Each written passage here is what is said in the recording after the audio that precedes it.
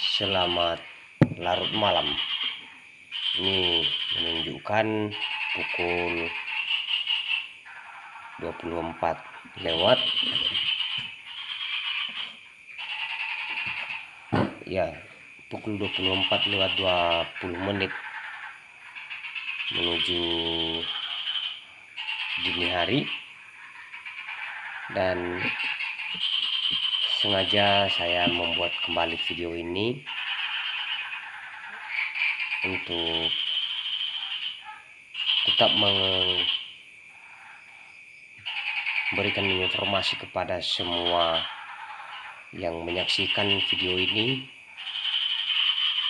terkait dengan masalah yang terus-menerus kami hadapi, kami sekeluarga, di mana beberapa kali saya sudah simpulkan bahwa para pelaku yang telah saya laporkan di Polres Nias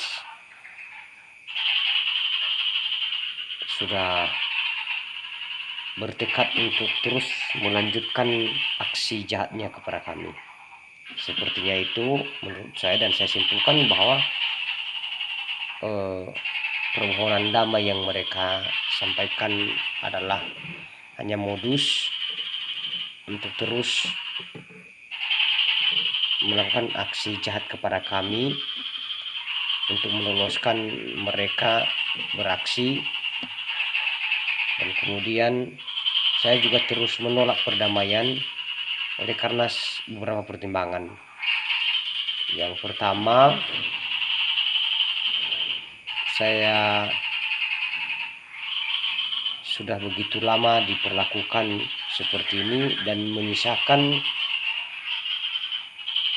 bekas-bekas gangguan psikologi yang sangat dalam, yang menyisakan sakit hati, menyisakan dendam, menyisakan guncangan jiwa, dan menyisakan trauma. Itu yang saya alami dan juga keluarga saya di sini. Oleh karena semua yang saya alami itu yang masih tersimpan di dalam benak saya, maka saya mengambil kesimpulan untuk tidak bersedia untuk berdamai dengan mereka. Kedua, alasan saya untuk tidak berdamai karena saya tahu bahwa pelaku telah memberikan ukuran kepada kami bahwa kami hanya sebatas itu bertindaknya dan mengejarnya. Artinya di sini bahwa ketika pun kami damai, mereka akan berpikir untuk terus melakukan tindakan jahat kepada kami karena mereka sudah tahu, mereka sudah tahu bahwa kalaupun nanti ke depan kami diperlakukan sama seperti sebelum-sebelum ini sampai sekarang, maka ujung-ujungnya adalah kami dipaksa berdamai, maka kami siap berdamai, mengikhlaskan. Itu pertimbangan kedua. Artinya perdamaian ini kalaupun terjadi maka sia-sia karena mereka tetap melakukannya. Yang ketiga, saya ingin hukum itu ditegakkan, keadilan itu ditegakkan, dan saya ingin hak asasi saya itu dan keluargaku ditegakkan. Saya ingin diakui sebagai manusia yang punya hak asasi sama seperti orang lain. Jadi kalau ada orang yang bertanya, kok kalian diperlakukan begini? Itu konyol pertanyaan seperti itu. Ya siapa yang mau diperlakukan seperti ini? Tetapi para pelakunya saja yang memang berinisiatif untuk terus melakukan ini. Ya. Yang keempat, saya tidak bersedia berdamai karena saya ingin para pelaku mendapatkan efek jera dari tindakan-tindakan jahat mereka. Saya ingin sekali seperti itu. Saya ingin mereka mendapatkan hukuman yang setimpal, yang membuat mereka nanti berpikir sebelum bertindak. Itu sebenarnya tujuan saya. Ya. Dan yang kelima, pertimbangan saya untuk menolak damai. Ya. Saya tidak ingin bertambahnya korban selain kami. Saya tidak ingin. Karena dengan kami berdamai, maka orang lain juga akan jadi korban. Ujung-ujungnya dipaksa juga seperti kami untuk berdamai, maka siap berdamai dan mengikhlaskan. Sehingga para pelaku ini bebas melecehkan orang lain, bebas melecehkan perempuan, bebas melakukan penganiayaan, bebas untuk melakukan pencurian, bebas untuk bertindak jahat. Itulah pokoknya. Makanya saya menolak damai dengan para pelaku ini. Ya, sebelum ini saya ulas kembali 1 minggu sebelumnya. Ya, setelah video terakhir saya buat, ada beberapa rangkaian peristiwa yang saya alami, dimana saya terus dikejar dimanapun saya berada. Bahkan ketika saya di acara, di situ saya juga dikejar dan diganggu. Ya, ketika saya di acara di pesta syukuran pernikahan salah seorang di kampung kami ini, di situ saya diganggu dan terus dikejar oleh pelaku ini, terutama otak pelaku yang berinisial SF. Ya, SF. SF ini saya sudah peringatkan kembali untuk siap bertanggung jawab tentang pengelolaan dana desa yang telah terindikasi dikorupsikannya waktu itu pada masa kepemimpinannya sebagai kepala desa Lenukolu, ya, yaitu SF. Dia kemarin mencalonkan diri jadi anggota DPRD kabupaten dan akhirnya tidak terpilih, dan pertanggungjawaban tentang dana desa tersebut sampai sekarang belum dituntaskan. Ya, justru yang ada kemarin itu rekayasa dokumen, ya, merekayasa semua dokumen dengan memaksa oknum-oknum atau orang-orang yang terlibat sebagai aparat desa, sebagai PD, dan juga tokoh-tokoh dan beberapa orang lainnya. Ini ada beberapa yang sudah mengaku kepada saya, termasuk juga pengurus BUMDes, dan terlebih saya sendiri. Saya sudah berkali-kali dijadikan sebagai contoh yang akan selalu diganggu dan selalu ditindas ketika berani mengkritik, ya, berani mengkritiknya. Jadi orang ini, SF ini memang anti kritik karena memang wataknya dia orangnya boleh mengkritik orang lain, merendahkan orang lain, menindas orang lain, dan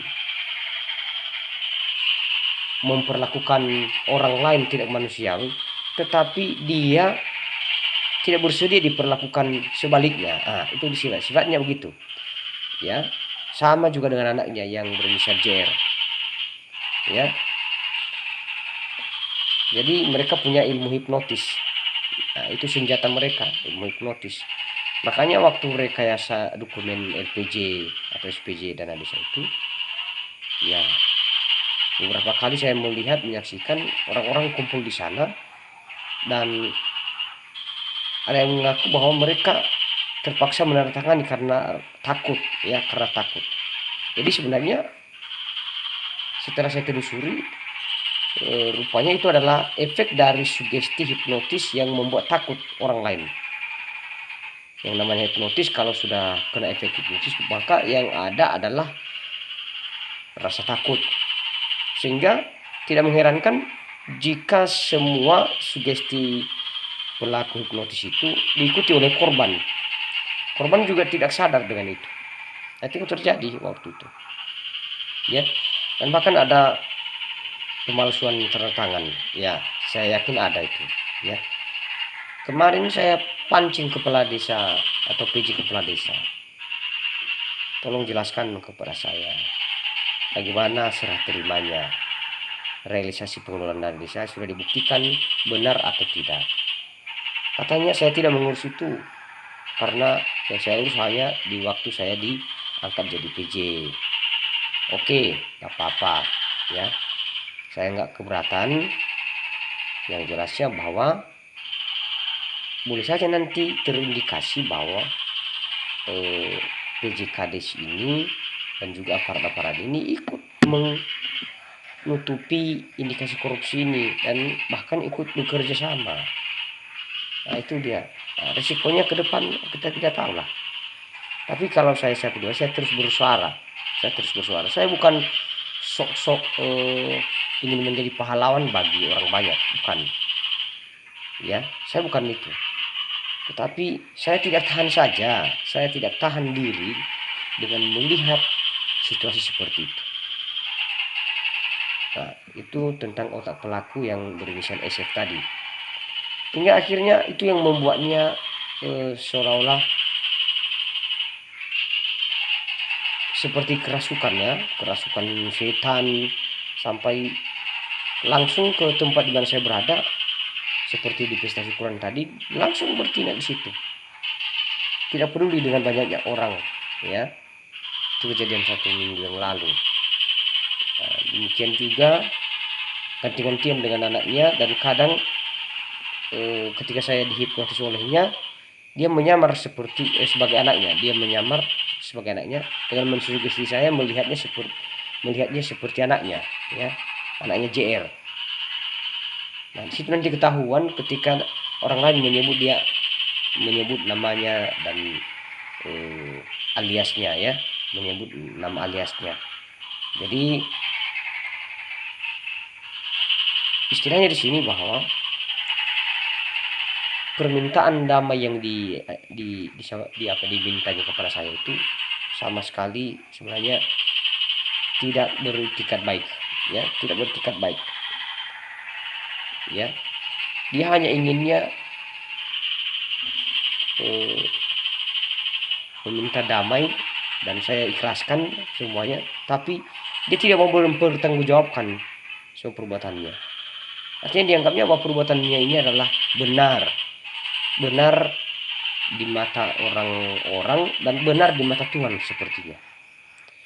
Nah, kemudian beberapa kali terakhir ini mereka masuk dalam rumah saya, dan kadang sasaran utama adalah istri saya, yang dimana pada saat pintu rumah saya sudah terbuka, di situ mereka langsung menyerobot masuk, ya. Dan kemudian istri saya hanya bisa berteriak, namun ketika kena hipnotis maka diam lagi. Dan sudah beberapa kali terjadilah pelecehan kepada istri saya selain kepada saya. Jadi konfliknya bahwa kami ini sekeluarga sudah diperlakukan tidak manusiawi. Itu dia nyatanya. Dan kemudian di tempat saya kerja juga, saya juga heran, pelaku yang juga sesama saya pendidik berinisial FM terus meneror saya dengan berusaha untuk mempermalukan saya. Ya, itu berusaha untuk mempermalukan saya. Ketika saya mengajar, beberapa kali terjadi, dalam kelas, ya, dia menyerobot masuk dan memegang sebuah handphone. Di handphone itu sudah tergabung dalam sebuah medsos. Setelah saya telusuri, ini antara TikTok, grup TikTok atau grup WA atau sejenisnya lah, yang penting orang-orang tergabung di sana. Saya minta untuk gabungkan saya, mereka tidak bersedia. Makanya saya emosional dan murka. Akhirnya saya hanya bisa memaki-maki dan marah-marah. Dan kemudian ada banyak hal yang mereka lakukan. Terakhir ini mereka masuk ke dalam rumah saya, ya, malam-malam, dan menganiaya saya di saat sudah terhipnotis, dan juga melecehkan istri saya. Ini sudah beberapa kali terjadi. Dan kemudian rumah saya mereka masuki dengan membobol pintu atau jendela yang di sana. Saya sudah tunjukkan di video TikTok saya kemarin, ya, di mana pintu yang sudah dibobol, dan juga terpal pintu rumah saya dibuka, mereka lewat itu. Nah, kemudian ada satu otak pelaku lagi yang berinisial MT. Ya, MT ini kan pendamping desa kecamatan yang juga bekerjasama dengan SF dulu untuk merekayasa RPJ dana desa, ya kan. Nah, itu awalnya sebenarnya MT ini saya pernah menyatakan bahwa dia ikut dalam tindak korupsi atau dugaan tindak korupsi dana desa kami. Makanya MT ini ketakutan, akhirnya bersama dengan SF menyerang saya terus menerus sampai pada hari yang lalu dia terus mengontrol melalui dari jarak jauh, sampai di sekolah saya diperlakukan tidak manusiawi lagi di sana, sampai dihipnotis di depan siswa-siswi saya, ya, dipermalukan dan sempat dijebak telah melecehkan siswi saya, ya. Maksudnya sini saya dihipnotis dan seolah-olah saya melakukan adegan melecehkan, padahal saya tidak melakukan sama sekali. Saya bisa bersumpah di hadapan Tuhan, saya tidak pernah melakukan pelecehan kepada peserta didik saya.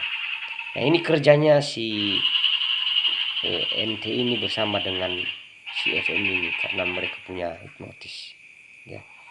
Kemudian pelaku-pelaku ini rata-rata sudah belajar hipnotis, ya.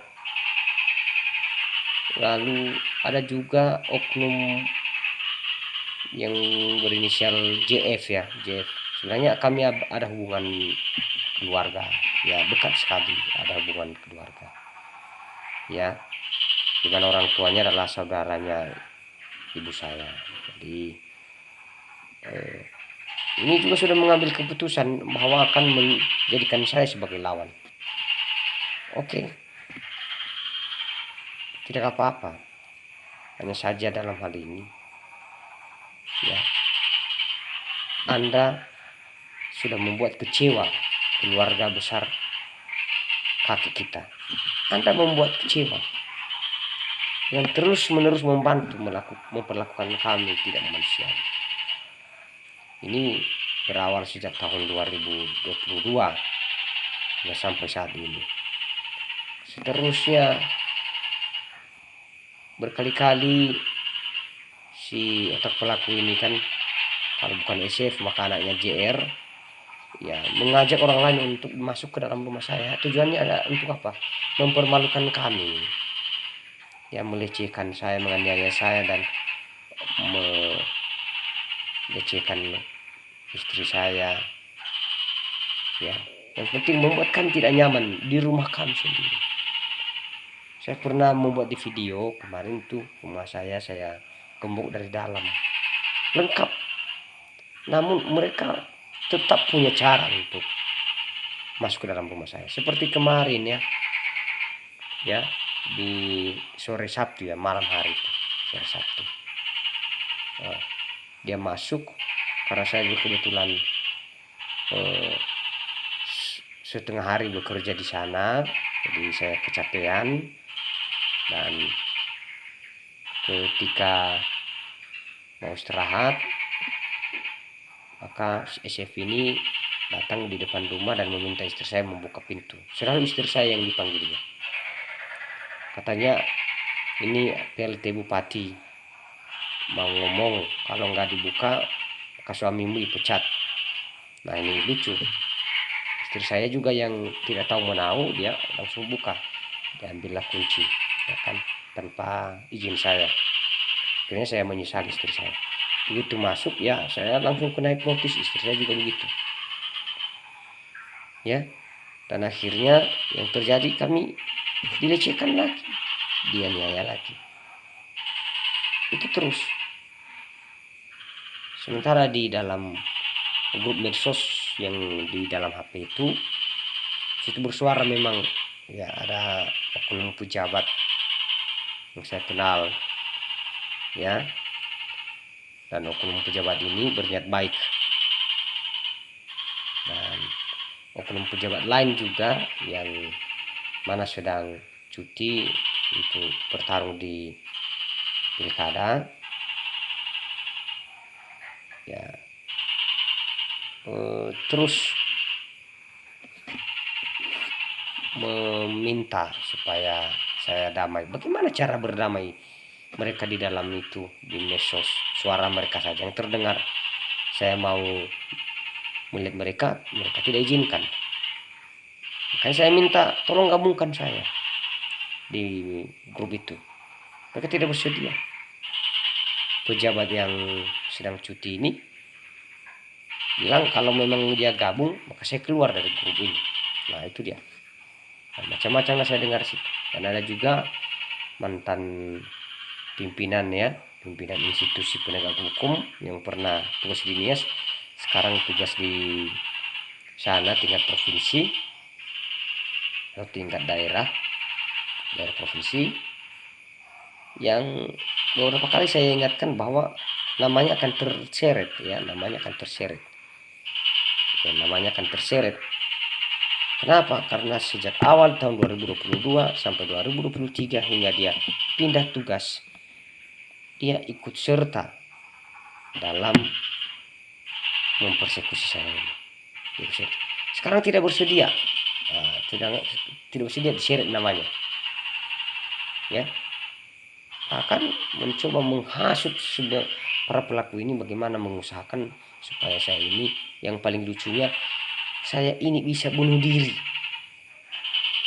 Ya, ini sudah beberapa kali dilontarkan ya, bunuh diri saja, bunuh diri saja. Nah, inisial dari oknum ini adalah LL ya. Kayaknya katanya sudah naik pangkatnya sekarang, bukan seperti pangkatnya waktu memimpin di NIAS ya. Nah, jadi sebenarnya motifnya waktu itu keterlibatannya karena dituduhnya saya sebagai komunis. Saya dituduh sebagai komunis. Dan sampai sekarang dia masih menuduh sebagai komunis, mau membuktikan saya sebagai komunis. Saya Kristen. Saya bukan komunis, saya Kristen. Saya pengikut Yesus Kristus. Ya, Yesus Kristus adalah juru selamat saya. Jadi saya bukan komunis. Nggak itu. Ya. Nggak itu ya, dan L. Ya. Seharusnya jangan langgarlah kode etikmu. Kode etik profesimu. Jagalah itu. Anda itu pengayom masyarakat, pelindung, penegak hukum. Jangan seenaknya menindas rakyat. Anda ada di tugas itu karena adanya rakyat, demi rakyat. Gitu. Ya. Seterusnya untuk pejabat yang sedang cuti yang berinisial KW. Ya.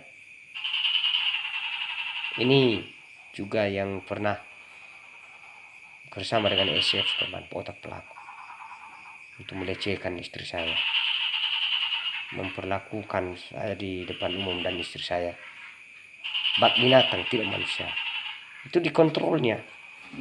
Dan 2 kali kami bertemu, ya, di 2 momen, dan diakui olehnya. Nah, sekarang sedang cuti untuk menuju ke perjuangan politiknya. Saya nyatakan bahwa Anda sebenarnya tidak layak memimpin. Anda sebenarnya tidak layak memimpin.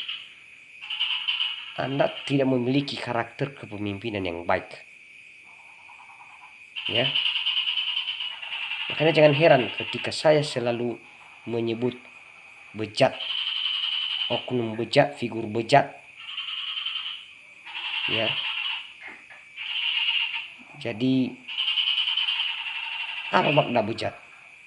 Yang namanya bejat, dia maunya yang kotor-kotor saja, dan itu menjadi kesenangannya. Otaknya memang kotor. Ya. Oleh karena itu, kepada masyarakat saya, yang masyarakat, ya maksudnya masyarakat daerah saya, seolah-olah saya pejabat ya yang sedang berkuasa kalau saya bilang kepada masyarakat saya. Ya, saya bukan pejabat ya, jadi saya tidak berhak untuk menyatakan kepada masyarakat saya, tapi kepada masyarakat daerah saya, ya, saya menghimbau, berpikirlah jernih untuk memilih pemimpin ke depan ini. Pilihlah pemimpin yang tidak berotak kotor. Pilihlah pemimpin yang tidak arogan. Pilihlah pemimpin yang karakternya baik, tidak berkarakter buruk. Misalnya orang gemar maki-maki, orang gemar mengancam-ancam orang lain ya, atau misalnya kan anti kritik, lalu gemarnya adalah mengancam orang lain.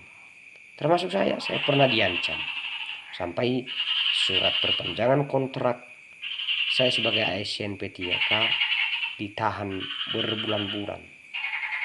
Yang lain sudah dapat dan saya baru dikasih setelah saya paksa. Dan saya duga bahwa untuk mengambil SPK itu ya diminta uang, diminta setoran. Itu dugaan saya waktu itu. Oleh karena saya tidak membayar sepeser pun, maka mungkin itulah faktornya. Kemudian pernah saya diminta untuk menandatangani surat hanya gara-gara saya sudah bagikan status dan mengakui kesalahan. Kesalahan apa? Saya ini korban. Masa saya dipaksa untuk mengakui kesalahan? Ya, masa korban dipaksa mengaku bersalah? Saya ini korban. Sebagian besar orang tahu kok bahwa saya ini korban. Ya, kalian banyak di sana. Ya, ada lagi nanti kroni-kroninya di sana yang berada di salah seorang kepala bidang di OPD ini, daerah ini, ya.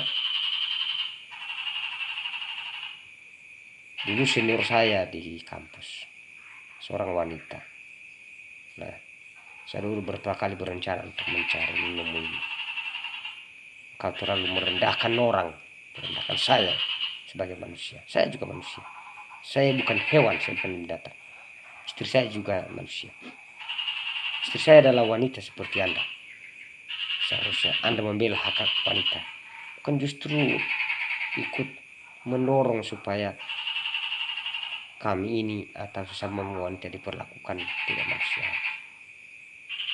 Nah, inisial pelaku yang wanita ini adalah SK, ya, SK. Nah, kemudian saya singgung sedikit di tempat saya kerja kembali. Ya, saya beberapa kali menyatakan bahwa saya tidak aman berada di tempat saya kerja. Sampai sekarang, hari ini tadi saya mengajar, atau semalam karena ini sudah tunjukkan lewat 24 ya, semalam saya mengajar, saya berupaya menghindar dari pelaku itu. Namun yang saya sayangkan ketika pimpinan tidak bisa bertindak tegas. Saya menyesali juga pimpinan saya yang berinisial E, ya, saya menyesali ketika tidak bisa bertindak tegas. Ya, saya pernah meminta tolong laporkan oknum ini yang membuat sekolah kita tidak nyaman. Saya melaksanakan tugas sebagai abdi negara, tapi saya selalu diganggu. Saya mengeluh kepada siapa? Nah, informasinya tadi dari semalam ya, bahwa telah terjadi pembobolan di tempat saya kerja atau di sekolah tempat saya kerja.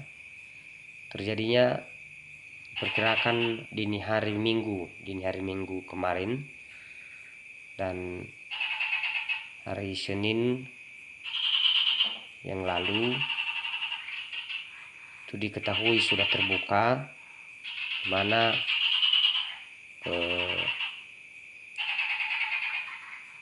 gemboknya sudah dipotong ya, dibobol, dan ada beberapa barang elektronik yang sudah hilang, diambil, bahkan ATK sudah sempat diambil. Nah, saya sempat tidak percaya karena sebelumnya pelaku yang terlapor di sana pernah mengancam saya bahwa nanti akan ada barang-barang dibuat hilang untuk menuduh saya sebagai pencurinya. Nah, itu dia, menuduh saya sebagai pencurinya. Jadi dalam hal ini saya sempat menganggap itu settingan ya, atau hanya akal-akalan saja. Tapi ketika tadi diklarifikasi langsung oleh pimpinan di tempat saya kerja, menyampaikan bahwa sudah terjadi pembobolan dan pencurian di lingkungan sekolah tempat saya mengajar, maka saya percaya, dan akhirnya status yang saya pernah buat saya hapus kembali ya. Saya hapus kembali, yang isinya adalah saya anggap itu adalah settingan, akal-akalan saja. Namun herannya pada saat itu pada pertemuan saya melihat oknum pelaku terlapor yang terus mengganggu saya di tempat saya kerja, ya hanya senyum-senyum saja. Dan sebenarnya saya curigai bahwa di balik itu sebenarnya adalah ada andilnya ya. Jadi semoga nanti pimpinan tempat saya kerja bijak untuk menelusurinya. Ada andilnya ya, orang punya hipnotis, apa yang nggak mungkin untuk mereka lakukan ya. Mau ada orang yang melihat mereka itu dihipnotis, pasti nanti mereka lolos. Orang yang ada di situ pasti mengaku tidak tahu. Kenapa? Karena sudah dihipnotis. Begitu. Makanya dari kemarin saya selalu berbicara, tolong jangan jadikan tempat pendidikan itu adalah tempat praktek hipnotis. Jangan jadikan ya. Kalian sudah menyalahgunakan hipnotis itu. Dan kemudian saya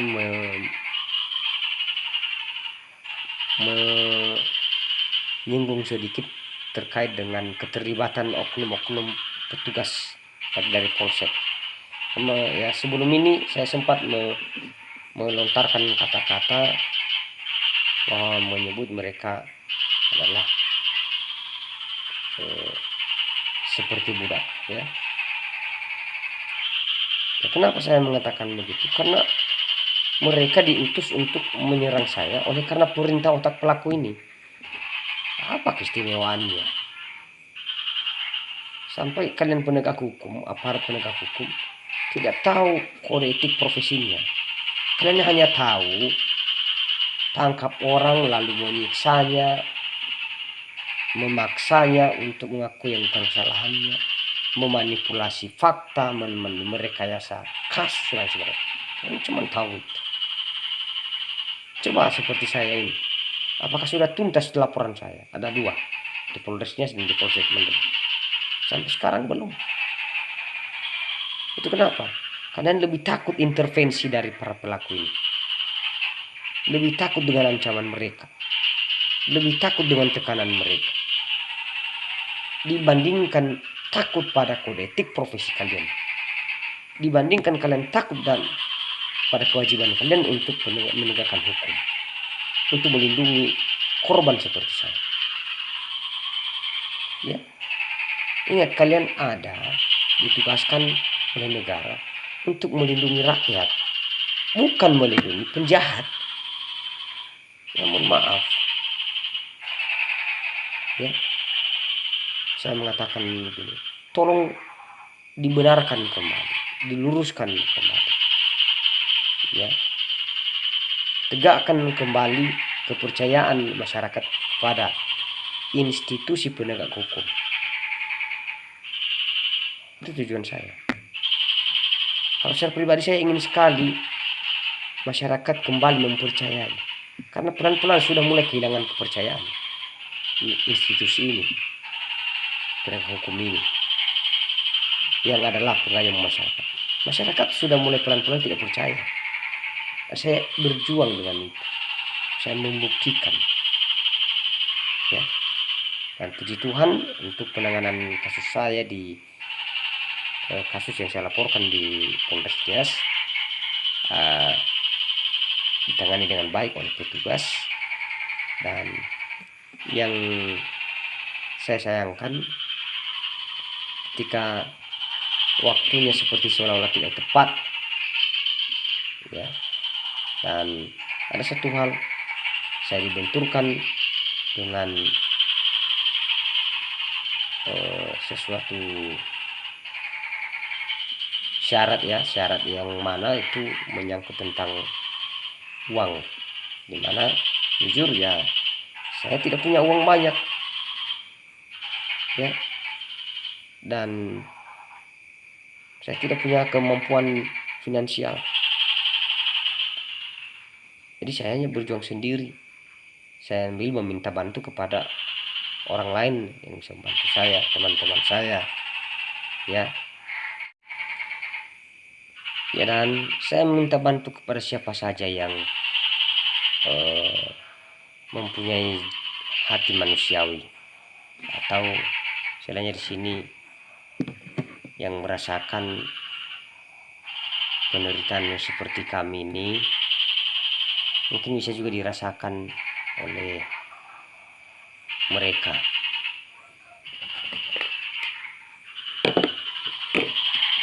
Dan seterusnya saya berharap kepada penegak hukum untuk membantu kami. Tolong bantu kami. Kami minta bantuan. Ya. Ini sudah sangat kenyang dengan penderitaan dan perlakuan tidak manusiawi yang dilakukan oleh para pelaku ini. Kami sudah sangat kenyang, terutama pribadi saya. Ya, beberapa bulan yang lalu saya diculik dari rumah saya malam-malam, dibawa ke Polsek Mandehe, lalu disiksa di sana. Ya, mungkin nanti akan menjadi laporan baru. Sepeda motor saya rusak karena ditendang oleh anak pelaku yaitu JR. Ya, sampai saya habiskan cukup banyak uang untuk memperbaiki. Mungkin terakhir motor saya dirusak lagi oleh SF. dengan mematahkan tatakan kaki di motor saya. Dan tidak bertanggung jawab, justru membuang bagian yang patah itu, dibuangnya. Sampai sekarang belum saya ketahui di mana dibuangnya. Ya, dibantu oleh si FM sama MT itu masuk ke dalam rumah saya. Ada banyak orang menyaksikan. Ya, dan pada saatnya nanti kita bertemu di sana ya. Kemudian ada beberapa oknum-oknum pelaku yang selama ini sudah mulai mundur, tapi tidak terlepas dari itu, tidak terlepas ya, terutama yang berinisial H ya, mantan siswa saya dulu ini ya. Katanya dia cerita di kampungnya bahwa dia sudah berkali-kali masuk ke dalam rumah saya dan sudah pernah melecehkan istri saya ya. Dia punya ilmu hipnotis. Baiklah, nanti kita coba ketemu ya di ranah hukum. Kamu mau lari kemana, nanti kita akan tetap bertemu. Kalau gentle jangan sembunyi, jangan sembunyi. Kalau gentle hadapi dengan baik, hadapi dengan berani, itu namanya gentle ya. Jadi sampai uang saya hilang berjuta-juta ya, ada sekitar kemarin saya laporkan, ada tahun lalu sekitar 5 jutaan ketika saya mengambil kredit saya, dan sekitar 5 jutaan hilang. Dan kemudian ada lagi yang dirampas oleh oknum penegak hukum berinisial J, panggilannya J ya, waktu itu. Dan kemudian di tahun 2024 ini hilang lagi, ketika berkali-kali bolak-balik masuklah para pelaku itu, hilang lagi ya. Saya memperkirakan ada sampai kurang lebih 10 juta lah, 10 juta yang telah hilang di rumah saya. Dan kemudian barang-barang saya hilang, rumah saya dirusak walaupun sudah saya perbaiki sebagian. Dan para pelaku ini berusaha untuk menghilangkan barang-barang, menghilangkan jejak, menghilangkan barang-barang bukti, menghilangkan, termasuk di video, di rekaman-rekaman video ini sudah berapa kali mereka hapus.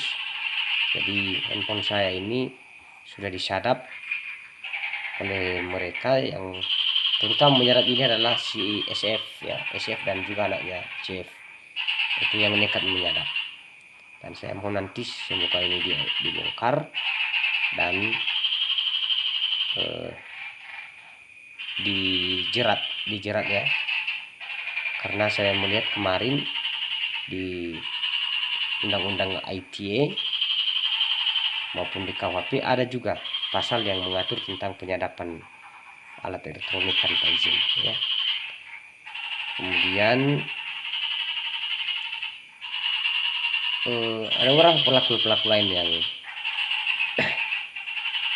memilih untuk tidak terlibat, tetapi saya tidak membiarkan terlepas begitu saja. Tetap ada namanya di laporan ya, termasuk aparat desa yang sempat memaksa masuk ke dalam rumah saya untuk mencuri file-file, merusak notebook ya, dan juga ikut membantu tindakan jahat kepada kami ya. Dan ada beberapa orang yang terakhir ini bergantian dimanfaatkan oleh para pelaku ini, termasuk di sana ada pekerja yang bekerja di keluarganya SF. Di sana juga bekerja di sana, yang di sebelah, di rumah sebelahnya ya. Kemudian ada seorang anak remaja yang terakhir dimanfaatkan juga dan sempat masuk ke dalam rumah saya kemarin dan ketahuan bersembunyi di dalam bak air. Oleh karena dia meminta belas kasihan saya, ya dia mengiba, akhirnya saya lepaskan. Tapi setelah saya lepaskan, justru dia diperalat untuk membuka pintu sehingga mereka masuk. Nah, jadi artinya di sini tindakan para pelaku ini mereka nekat karena saya tahu mereka ada rasa takutnya. Saya tahu, ya. Dan kemudian saya juga kadang menyinggung tentang keberadaan saya di gereja saya, di mana saya kecil hati, saya berkecil hati. Di situasi seperti ini, yang seharusnya saya ini dibantu. Nah, justru saya seperti domba yang dibiarkan dicabik-cabik oleh serigala, ya, oleh sekelompok serigala, oleh sekelompok anjing hutan, anjing liar. Nah, begitulah kira-kira, ya. Jadi semoga pihak-pihak yang menyaksikan video ini bisa memberiku solusi dan membantu saya. Tolong bantu kami, tolong bantu kami, ya. Saya memohon kepada siapa lagi, saudara-saudari saya sudah memilih untuk diam oleh karena ketakutan, dan ada beberapa juga kerabat saudara saya yang dekat sudah dihasut dari para pelaku, sehingga seolah-olah bahwa apa yang telah terjadi kepada kami adalah hal yang tidak perlu dipikirkan, dibebani, ya, dijadikan beban atau tidak perlu diurus. Tidak apa-apa, suatu saat nanti saya akan mengingatkan kita semua tentang persaudaraan ini, ya. Saya sangat kecewa ketika saya sendirian melawan, saudara-saudara saya menjauh dan hanya bisa terdiam. Kemudian ancaman para pelaku kepada para saksi sungguh luar biasa, dan saya berterima kasih kepada para saksi yang juga tidak mudah diancam, yang tidak mudah diancam, yang tidak mudah untuk takut, ya. Saya berterima kasih. Tolong saya untuk perjuangan mencari keadilan, tolong bantu saya. Saya yakin Tuhan akan beserta kita, ya. Tuhan akan beserta kita. Saya sebagai korban, kalian sebagai saksi, saya yakin Tuhan akan beserta kita. Tolong bantu, tolong bantu kami. Nah, setiap saat saya emosional di rumah ini, sampai ketika saya memikirkan gimana cara untuk menghadapi oknum-oknum ini, ya, yang memaksa saya tunduk. Saya juga berkali-kali mengatakan, kalau mau siksa saya, kalau mau bunuh saya, tolong jangan buat keluarga saya menderita juga, tolong. Tapi herannya, selain saya dijadikan sebagai sasaran, maka istri saya yang tidak tahu apa-apa itu menjadi sasaran untuk dilecehkan, ya. Jadi secara pribadi saya bingung bagaimana cara untuk bertindak sekarang. Orang-orang juga hanya bisa memandang dari jauh, tidak berani menawarkan bantuan. Dan saya percaya bahwa Tuhan pasti punya cara untuk menghadapi orang-orang ini. Saya selalu berdoa supaya Tuhan membukakan pintu berkatnya kepada saya, agar nanti saya mampu menghadapi orang-orang ini, dan saya punya cara untuk menggiring mereka ke ranah hukum. Ya, sejauh ini saya menyampaikan bahwa saya tidak pernah bosan-bosan meminta dukungan dari semua pihak. Tolonglah saya, bantu saya untuk situasi yang saya hadapi. Demikian saja.